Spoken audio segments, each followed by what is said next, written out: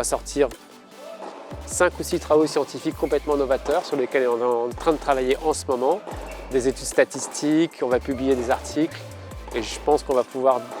donner à notre public des informations scientifiques du haut niveau et sur lesquelles on va pouvoir échanger parce que c'est ça qui est intéressant.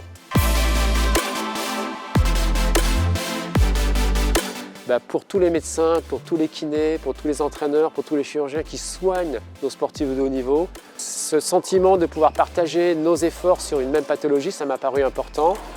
Et en plus, quand on sait que le problème des médecins, c'est de se former,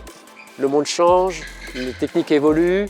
Quand on s'occupe du sport de haut niveau, il n'est pas question de proposer quelque chose à la mode, il faut proposer quelque chose de scientifique, quelque chose qui est rigoureux, de ne pas faire de bêtises.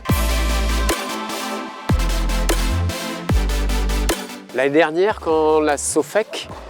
nous a contactés pour nous dire qu'ils voulaient faire un congrès sur la pathologie du coude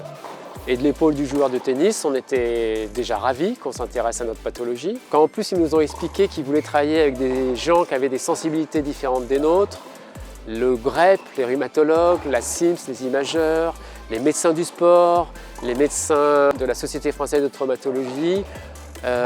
on s'est dit que c'était vraiment une super idée de pouvoir rassembler des sensibilités différentes de la médecine, que ça allait élargir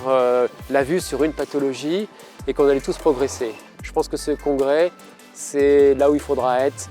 le 27 mai 2023.